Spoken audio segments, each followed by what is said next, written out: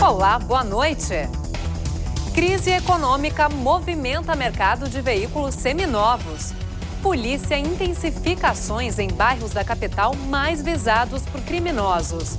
Novo Código de Processo Civil aumenta rigor na cobrança da pensão alimentícia. No mês da mulher, uma exposição lembra os 75 anos de morte da escritora britânica Virginia Woolf. E um novo serviço de transporte oferecido pelo Uber em Porto Alegre. Você vai ver agora os principais fatos do dia na capital e no interior do estado.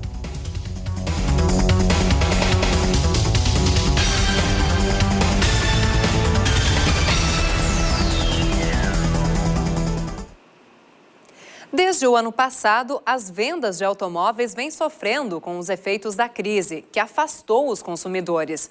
Mas tem um segmento que está se beneficiando. Ao contrário dos novos e usados, a comercialização de veículos seminovos cresceu em todo o país. Ele tem baixa quilometragem e boa oferta de financiamento. Nessa revendedora, o valor total do seminovo pode ser parcelado em até 48 vezes. Com menos dinheiro no bolso, o consumidor até abre mão do carro 0 quilômetro, mas não do conforto de itens como 4 portas e ar-condicionado. Se a situação financeira permitisse, compraria um zero, mas como não me permite, então vou para um seminovo, que eu também acho que não tem desvantagens. Nos primeiros 2 meses do ano, a venda de seminovos no país cresceu quase 25% em relação ao mesmo período de 2015. O custo-benefício do carro depende do que cada consumidor procura. Esse Fiesta Flex 1.0 4 portas está custando aqui na loja de seminovos R$30 mil. Se fosse um carro 0 quilômetro, custaria em torno de R$36 mil. O Anderson é gerente da loja. Agora, Anderson, as pessoas estão comprando 1.0, estão preferindo um seminovo assim, por quê? Pois é, uma motorização 1.0 tem sido bastante procurada, porque hoje com o preço do combustível, né, as pessoas procuram economia. Além do que a gente está falando num carro seminovo com uma quilometragem baixa, com um ano super bom e com um valor bem abaixo do que seria um zero equivalente a este veículo. O gasto com a manutenção do carro também tem que ser levado em conta. O Emiliano procura um modelo mais econômico. Nós temos um carro antigo, mas ele é um carro que ele é importado.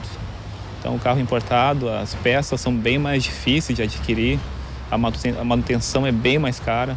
Mas, antes de sair com o seminovo da revendedora, é importante conferir se as partes mecânica e elétrica do veículo vão encarar mais uns bons anos de estrada.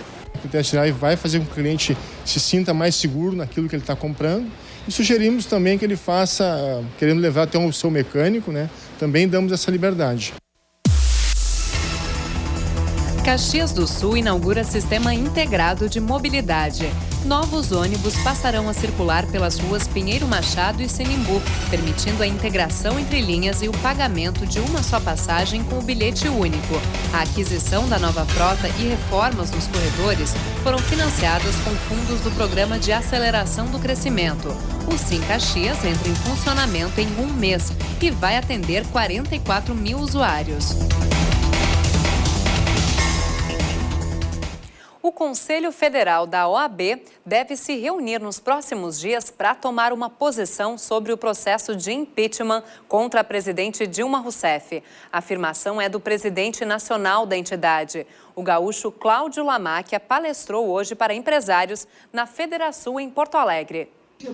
Cláudio Lamáquia foi eleito presidente da OAB em janeiro. Ele é o primeiro advogado gaúcho atuante no estado a presidir a instituição, que reúne 1 milhão de advogados em todo o Brasil.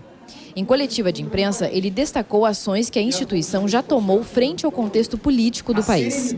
Tomamos uma decisão do Pleno do Conselho Federal, representado pelos seus 81 conselheiros federais, aonde nós nos manifestamos abertamente, claramente, pelo afastamento imediato do presidente da Câmara dos Deputados.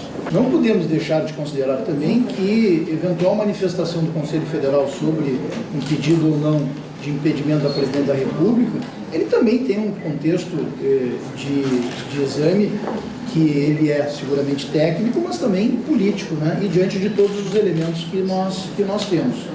O presidente da OAB falou também sobre o novo Código de Processo Civil, que entra em vigor no próximo dia 18. Para ele, o novo texto melhora o sistema judiciário. Traz a celeridade processual que todos nós queremos. A sociedade brasileira quer, acima de tudo, celeridade processual. Lamáquia foi o segundo convidado do encontro Tá na Mesa da Federação. O próximo, no dia 23, terá como palestrante o prefeito da capital, José Fortunati.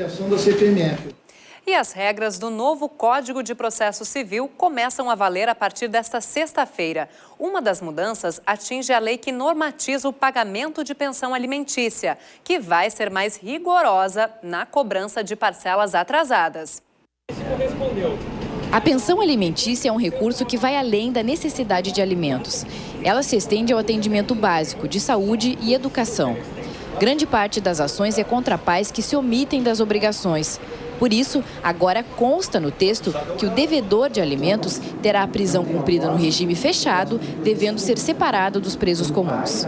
É o momento que prender a pessoa, ela vai ficar impossibilitada de obter recurso. Então, acho que teria que ter uma outra alternativa para não deixar a pessoa presa, impossibilitada de trabalhar ou alguma coisa. Eu acho a situação muito difícil porque essa pessoa não pagou porque já não tinha dinheiro. E ela indo para ser protestada qualquer coisa, indo para o SPC, aí vai ser mais difícil ela conseguir o dinheiro para pagar as pensões, né? Aí não vai conseguir emprego de maneira nenhuma. Achei ótimo também. O problema é que a gente não tem um sistema penitenciário adequado para absorver isso, né? Mas até então, o regime aberto tem devedores que acham maravilhoso, porque vão se encontrar com os amigos. O novo CPC traz mudanças significativas nos processos envolvendo as relações familiares. Entre as principais alterações, destacam-se as seguintes. Ocorreu a unificação de procedimento, tanto para decisões definitivas como para as provisórias. Se um devedor passa a receber salário, poderá haver um desconto adicional em relação ao débito. Por exemplo, se alguém paga 30% de seus vencimentos mensalmente, poderá ter mais 20% descontado para o pagamento parcelado dos alimentos vencidos. Esse valor não pode ultrapassar 50% do rendimento líquido mensal. Se o devedor recorrer a subterfúgio para não pagar a pensão, o juiz pode comunicar ao Ministério Público, que investigará se ocorreu crime de abandono de incapaz. Caso não efetue o pagamento ou não apresente justificativa da impossibilidade, o juiz pode mandar negativar quem deve. O nome sujo no mercado pode trazer problemas para o devedor de alimentos. Com as alterações, a gente tem uma certeza de, primeiro, que ele vai ter medo da prisão, porque a prisão agora ela vai acontecer em regime fechado, além da consequência de ter uma restrição também na utilização do seu nome, do seu CPF, em razão do protesto da dívida. Algumas disposições já ocorriam na prática. As mudanças na lei são para garantir de forma mais coercitiva o pagamento da pensão. Além dos casos clássicos, como os dos pais que se omitem da responsabilidade, a lei também engloba outras situações. Tem hoje a questão da obrigação alimentar dos avós, então um avô ou uma avó que seja compelido em caráter excepcional a pagar alimentos e deixa de pagá-lo, também aplica-se a prisão. E em casos excepcionalíssimos, o direito também permite que irmãos possam ter que vir a prestar alimentos uns aos outros. A primeira parada de ônibus que utiliza energia solar na capital já está em funcionamento. Ela fica na Avenida Ipiranga, próximo ao Colégio Protásio Alves. Em parceria com a iniciativa privada, a EPTC equipou o ponto com um painel solar e 2 baterias, que podem manter as lâmpadas do local acesas por até 6 dias seguidos, sem precisar de exposição direta ao sol. A ideia é investir em energias limpas e reduzir o consumo.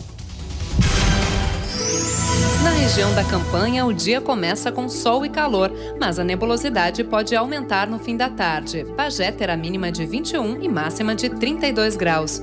Dia ensolarado também em Pelotas, onde os termômetros chegam a 32 graus. No litoral sul, uma quinta-feira típica de verão, com os termômetros marcando até 30 graus em Rio Grande. E ainda nesta edição, veja a mostra que lembra os 75 anos de morte da escritora Virginia Woolf. E depois do intervalo, bairros mais visados por assaltantes em Porto Alegre ganham reforço na segurança. A gente mostra em instantes.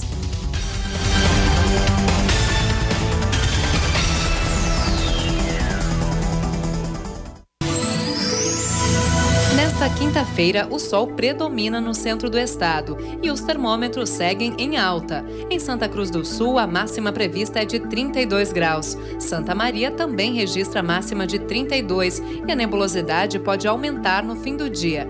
Em Cachoeira do Sul, o dia ensolarado terá temperaturas variando entre 21 e 32 graus.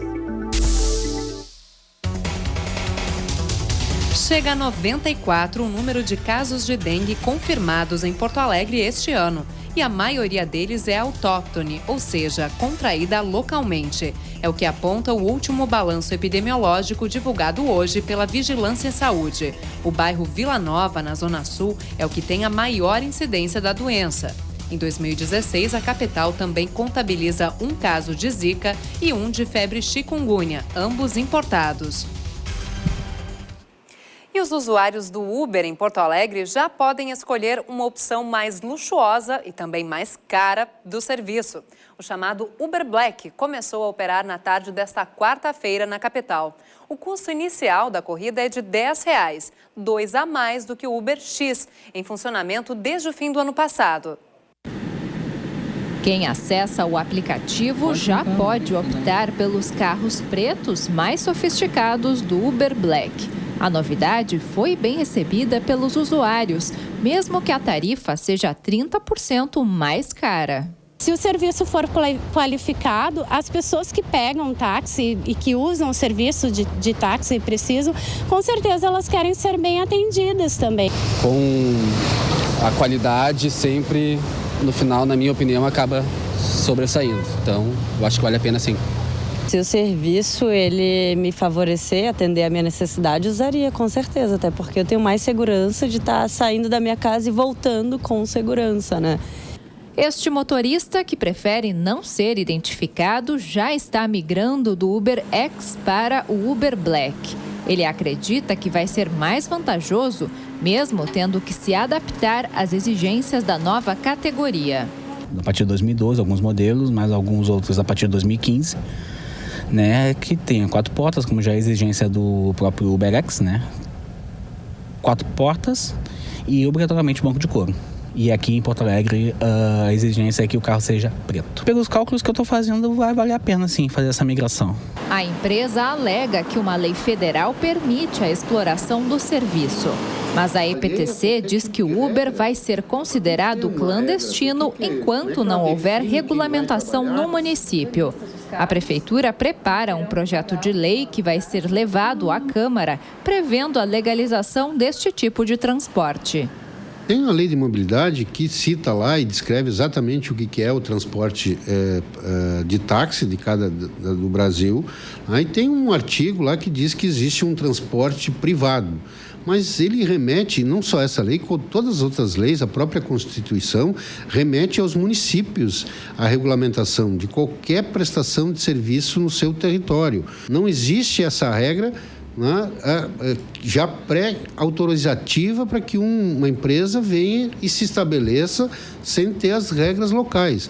Eu sou a favor da regulamentação por conta disso, para que a gente consiga trabalhar em paz, entendeu? Não ter nenhum tipo de problema com a EPTC e até com os colegas taxistas.